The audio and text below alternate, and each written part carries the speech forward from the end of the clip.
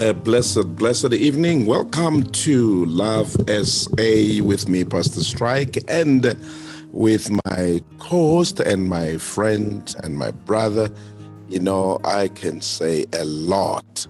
And we welcoming you tonight on this program, Love SA. And believe you me, we're going to have a great time just for these few minutes because we are going to look at a few things that are very much important as we round up to the to LIMPOPO Gospel Divas. And I just want to welcome you all, my friends. All of you are with us here on this platform this evening. Thank you so very much for coming through, because we're going to be just rounding up and just looking at a few things as we look at LIMPOPO Gospel Divas concert happening this Saturday, the 20th of August 2022, celebrating Women's Month. Hey, Doc, good evening. Hey, Pastor Strike, how are you? I'm good, thanks. How are you doing, Papa? I'm well and good.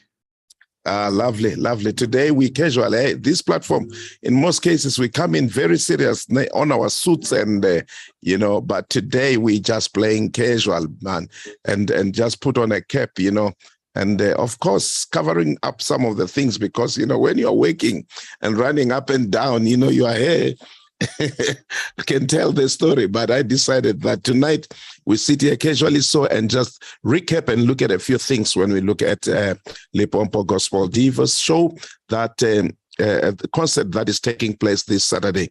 And I just want to take this time and welcome all our friends on radio, Bold Moves Radio, and those of you on Bold Moves Radio Facebook page, those of you who are coming through on Bold Moves Radio YouTube page. Thank you so very much. And we welcome you all. You know the program Love SA, the Nehemiah phenomenon.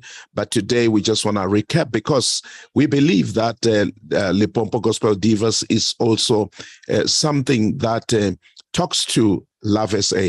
Doc, let's just maybe tonight, even before we deliberate for this 24 minutes, let's just talk a little bit about Love SA, its role in society, its need. Every time I look around, I hear people speak, I see things happening, I cannot help it but, go back to Love A, the Nehemiah phenomenon, where he said, let us arise and build, that we be no more a reproach. What are your thoughts around this, Doc? Yeah, well, it's a very good question, and I'm glad you brought it up. I think people have got choices. It's either we can destroy or we can build. Yes. We can criticize the government, or we can actually help the government to build up. And I think the Nehemiah phenomenon says that we understand that a lot of things have happened, a lot of mistakes have been committed by government, by members of society, by so many people. And then this phenomenon, or the Nehemiah phenomenon, says that it's time for us to build. Yes. It's time for us to build, not necessarily for us, but also for posterity, for the future generation. Now, that's why we are actually building. And we're building from each and every corner and cranny of our society.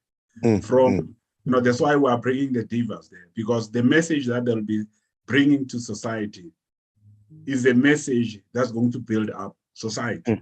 Yeah, that's what I can say, in the nutshell about this, phenomenon of saying that instead of criticizing, let us stand up and build our country. Very true. And one thing that I also feel about it is more of love for self. And love for self must be projected through love for that which is yours. I won't forget one man saying, I don't have dual citizenship. If South Africa bends, I bend. So that should be the attitude. When you love yourself, then you should love that which you have. And what do we have? We have a South Africa. It's not perfect. It has got its flaws because it has got people. In fact, if we talk of South Africa as just the vegetation, the mountains, the rivers, and everything, it's cool. It's perfect. Most of it is still obeying the rules or the laws that God has given it on creation. But when we talk of people are dynamic. People they either build or break. We're talking global warming today. Weather is so much changed, and when you look back, you realize that it's because of men's doing. Some of it because of ignorance, some of it because of many other things, and development. Our industries and all the emission of all the gases and all these things. But what becomes very much important then is for us to acknowledge that there must be a South Africa that we can hand over to the next generation. Absolutely. Also the question of collective ownership. Yes. People don't actually understand that the railways, or maybe the train. I own the train as a citizen. I own the roads. I own the traffic lights. These are mine. But people don't actually have that consciousness of collective ownership, of actually understanding that the community library, it's mine. It's mine, yes. University, it's mine. Collective ownership. Yes. And people, and this in this program, we're actually saying to people that the train is yours. You are part of, as a member of South African society, the train is yours. The library is yours. The parliament is yours. You don't actually have to go and build and bend down the parliament, because these things are yours. And people have never been taught about collective ownership, that I own the railways, I own the library, I own the university. I own the town hall. People must actually start to understand that. True. That is why whenever we're disgruntled or we're not happy about something, we go destroy the very same things which are our own. And for a fact is that we go and destroy ourselves, because we destroy it. Absolutely. We talk about the 8 women who are actually raped. They are from my house is 3 kilometers from where the scene happened.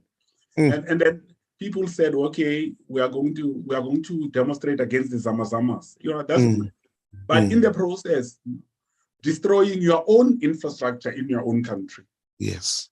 That's the problem, because those people are from Botswana, and then you go and protest and you go and damage your own infrastructure. Now it means that there's something wrong with us, because we don't understand the concept of collective ownership. Doc, that's very critical. But the question is, where do we start?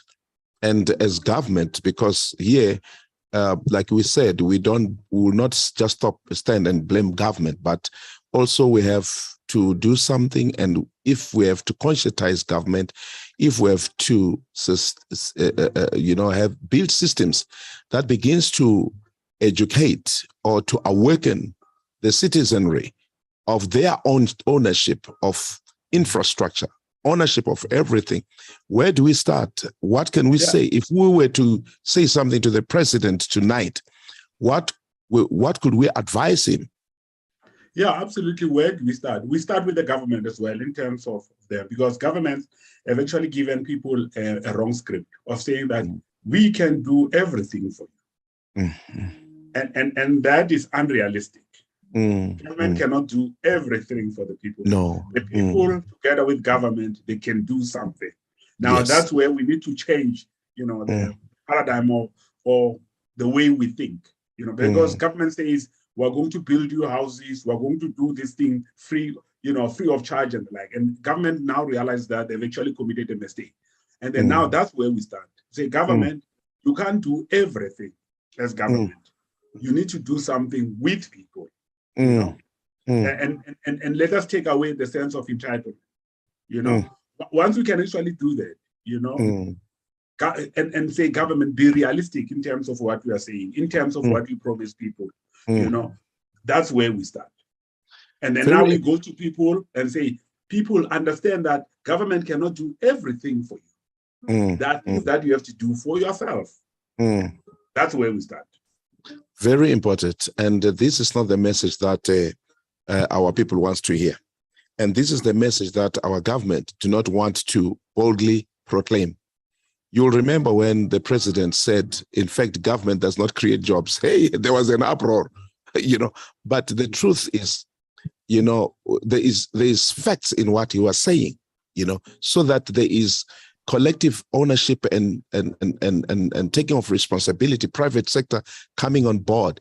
But government's role should be to create an environment that allows business to thrive, even small business. I saw a clip by the president of Malawi saying something that, look, even in our markets where our people are selling, there are no toilets. So can we be able to make the environment conducive, and can we then get the nation, like you say, to take responsibility? Government cannot do everything for us. It's I love saying it's fraud. it's fraud. It cannot happen. If we believe that, we believe in fraud. Government can, and I want to say, Doc, I believe I'm right. No political party in South Africa will ever deliver to South Africa what South Africa wants. None of them. Looking at how governments and political parties have branded themselves, if a political party will come and say, good people, I'm not giving anybody grants except for the aged and except for the poor and the destitute. We're taking that money, we're creating jobs. That person that party won't be voted by anybody.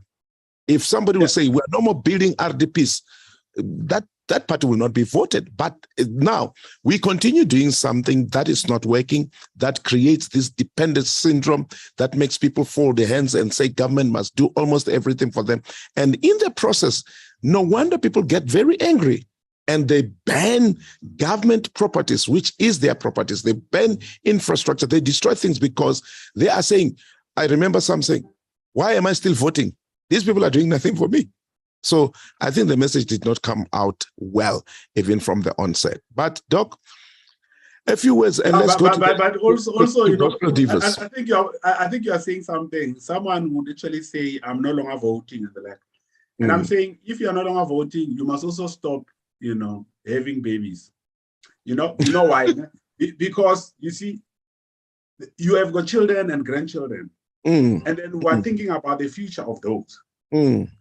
And then you are destroying the future of those people. And we are saying in this program, we say, government, as well as the community, let us not destroy the future of our children. Let us teach them the right things. Let us actually make it a point that we move this society from welfare to workfare. That's what workfare. Yes. Yeah, we need to move from welfare to workfare. Powerful. Yeah. Hey, Doc. Tonight we're looking at LIMPOPO Gospel Divas, and this is what we are focusing on. What can we say to our audiences as we look at LIMPOPO Gospel Divas concert? Yeah, when you talk about God, you talk about the gospel diva. It means that there's a message that will be coming out of the festival, and the message is good news. And the message is about building families, building the nation, building churches, building organizations, building this country. That is the message that's going to come out of the diva. That's why we say gospel, which is the good news. The good news will come out of the festival. Very powerful. And somebody might say, you guys, Pastor Strike, you're a man, and you're saying this is it's a LIMPOPO Gospel Divas. Are you not sitting in a corner and hiding to milk and make money out of this? And I would say, with all honesty, yesterday I had an opportunity. I spoke to the MEC for Sport, Arts and Culture, and she said, what is the entry fee? I said, free. And she said, in the future, what is your plan? I said, it will continue being free. And she said, why?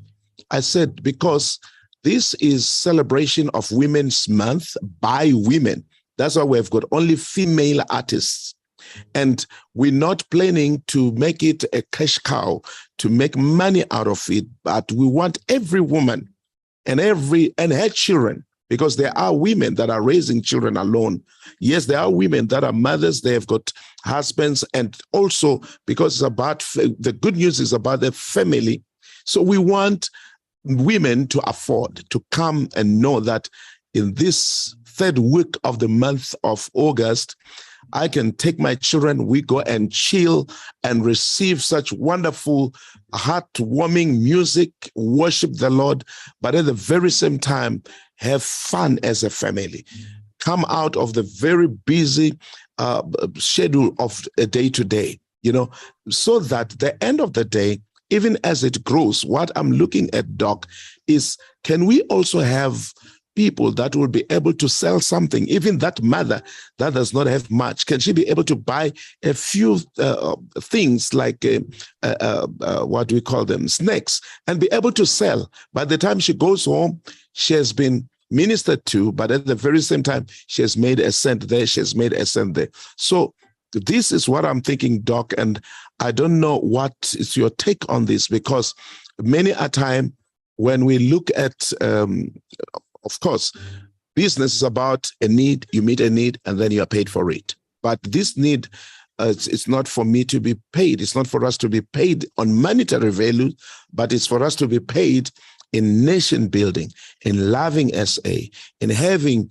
our female artists also rising up and expressing themselves and expressing their talents. Because it's not, Doc, it's not only singing, but there will be Sampra, which is our sponsor. Sampra will be giving them information that is very critical in the industry. And also we're looking at entrepreneurship courses and trainings in the process so that they are able to run their giftings, their talents, but having a business mind on it. What would you love to say, Doc, before I go forever and forever? Yeah, no, you are not going forever. I wish it could last forever. What I'm saying is, I think you and I and maybe other few men, we have actually observed that, during Women's Month, we just pay lip service. And there's nothing that we're doing. And then we are not actually commercializing, as you said, but what we're doing is we are actually giving a service that will actually make an impact to women. Because we decided, as we were discussing during the day, we said service is the only rent that we have to pay to live on this earth. And that's what we're actually doing. We are saying, we are empowering women in terms of entrepreneurship. We're empowering them in terms of making, some profit in order to feed the kids, because we are born of women. And then we appreciate that. We are not actually coming from any other planet, but we come from mothers who groomed us. And then that's why we actually appreciate our mothers, we appreciate our women, and we think that they must actually prosper. And if women prosper, society is going to prosper. True. Very true, Doc. And one other thing that is also true, I spoke to one of my sisters who's working with the SABC, and we were trying to reflect, and she said, hey, in this Women's Month, I thought to myself, I got so excited. I said, I want to play female gospel musicians. And she says, was I not disappointed to realize that there are a few of them? Many are just maybe putting a song there and a song there and a song there. And the truth is that it's not because they are not talented. We have our own Seswini Mashaba. She's doing very well, and we really applaud her and appreciate her for that. We've got our Winike Kani. She's doing well. But yesterday talking to the MEC, she said, because she wanted to, as we're talking about the concept, she said, who are gospel music icons in our province? We could not get one. Were they not there? They were there. Are they not there? They are there. Why are they not standing out? Because sometimes they are not given the platform and capitalizing on their humility and their service. Because sometimes, Doc, one thing that becomes a challenge, you are a good employee, you're doing very well, but you have got potential also to grow in your life. But your boss does not want to expose you because he's afraid he's going to lose you. So yeah. Essentially, what we are doing in this program, we are, particularly during this month, we are actually giving these women wings to fly. Because they've got the potential, they can fly. Yes. But they need someone who's going to give them the wings. Yes. And Love SA is saying to them, we are giving the wings. We are giving you the wings, and therefore you can now fly. And you can fly anywhere, to anywhere in the world. Not necessarily being confined to South Africa. We are giving the wings that you are going to use to fly, wherever you want to go. True. Eternally. And we're saying as a program, we believe in you, our dear sisters. We believe in you, our dear mothers. We believe in you, our daughters, our wives. We believe in you. We believe you've got something of great substance in you, and some people, more special, me and Doc, we are also pastors. We're ministers of religion. And many people say, yeah, religion oppresses women. But to be honest, it's not, maybe when they say religion, they're right, but it is not God oppressing women. It is people, it is culture, it is all the sorts of things that may come dressed up as godliness, while it's just religiosity, practices that are not founded within the scriptures, or they are not the doctrines that are not extracted from the doctrine of the word. Because, for example, Doc, you look at Deborah, that great woman in the Old Testament. Deborah was a prophet. Deborah was a judge. She was also a commander of the armies, to an extent that the soldiers said, no, we're not going to the battlefield unless you come with us, ma'am. And she did great works. It was in the Old Testament. And she was leading. Judges were politicians also, because they will be leading the nation of Israel. So, and when you come to the New Testament, you see our Lord Jesus Christ, you see women around him, and he will commend them for what they will do. You remember the lady who pour the oil and wipe his feet, and this gentleman was saying, no, she's not, she's this. And he said, no, leave her alone. You have done nothing since I came, and she has prepared me for my burial. So God Almighty believes in women. No wonder the women with the issue of blood, and the woman with the issue of blood, the Samaritan, the Samaritan woman. Yes. Now, and those who are saying religions, they don't actually understand Christianity, because Christianity is about empowerment. Yes. Everybody, whether you are a man or you're a woman, you are empowered to enact your role. Yes, very true.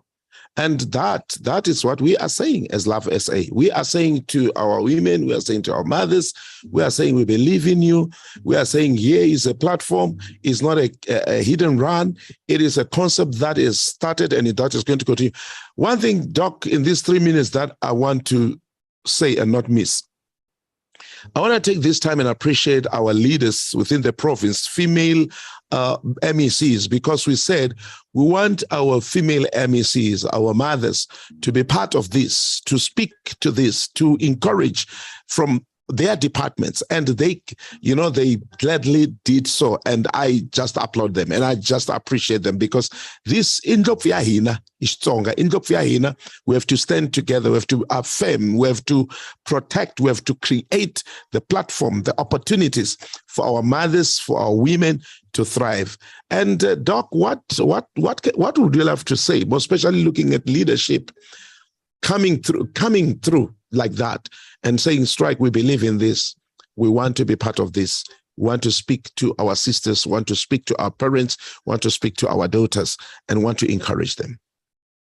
Yeah, I think I'll take, a leaf, out of, Adam's book. When he saw Eve for the first time, he said, bone of my bone and flesh of my flesh, and I'll call her a woman.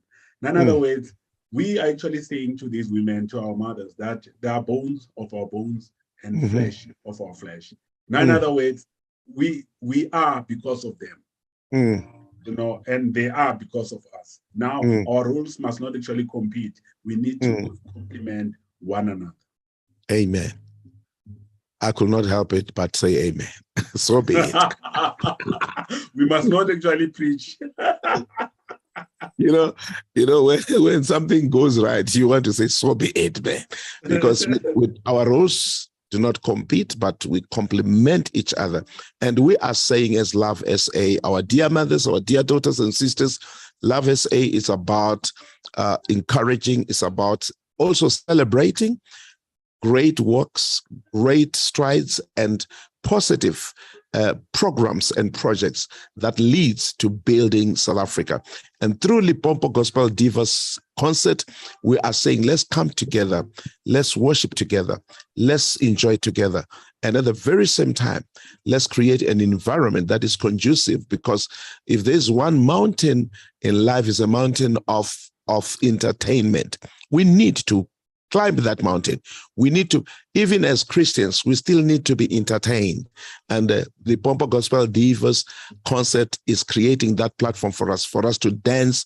Psychologists and psychiatrists will tell you, when you dance, when you sing, something is happening, which is just feeding you and feeding you wonderfully. So that is why it's happening this weekend. It's just one day to go. Saturday the 20th, LIMPOPO Gospel Divas concert is happening. 8 artists will be on the stage, and you don't want to miss. We'll also try, for those who are far, we'll also try and stream here and there for you to have a glimpse of it. Doc, your parting shots, even as we let our listeners and our viewers go this evening, because I have a meeting, Doc. I have a meeting right now, 7:30, with our daughters. You know, as a church, I've introduced what I call Mana Kid contest, you know. So our little girls and boys, they contest, and then a pageant. Yeah, we've created a pageant. So I have a meeting with them just this evening. We are meeting on Zoom. When I close this one, we're meeting on Zoom, preparing for LIMPOPO Gospel Divas, because I want even our little ones to be part of it. And they must run it. It must be seamless. When it starts, ladies must run their thing and enjoy their thing. If we come in, we might have one gentleman talking and giving this and this, but ladies are going to do it for themselves, because they are capable of doing so. Your parting shots, Doc. I'm saying, you know, COVID-19 has actually taken so much from us.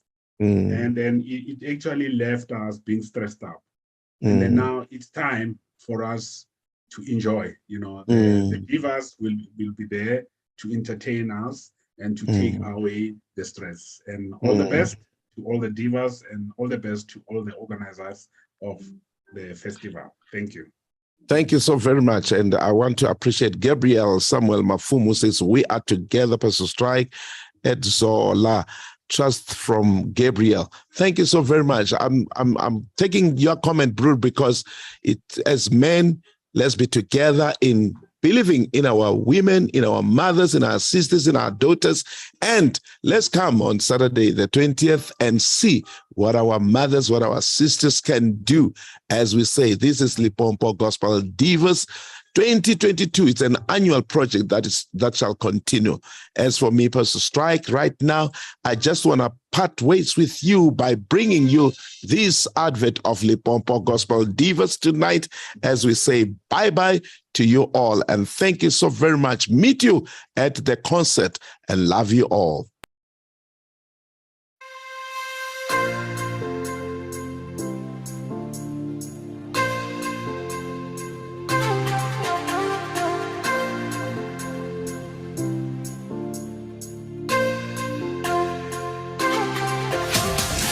You will agree with me that we hardly celebrate women in music.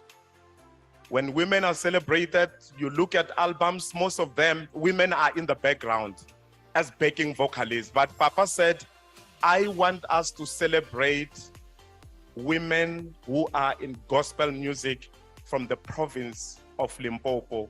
Hence the name LIMPOPO Gospel Divas. Ladies and gentlemen, without any further ado, I officially unveil the lineup for the inaugural LIMPOPO Gospel Divas 2022. Both Moose Foundation celebrate women in style as they bring you the first annual LIMPOPO Diva concert Saturday, the 20th of August, 11 o'clock sharp at Farm Life. Come and enjoy live performances dished out by our very own divas. Matabo, Nonki Koma, Hawelo Kekana, Newi, Cairo, Tusonel, Rifilondo, Shibul Mulomo, and many more. powered by Bold Moves Radio and Sampra.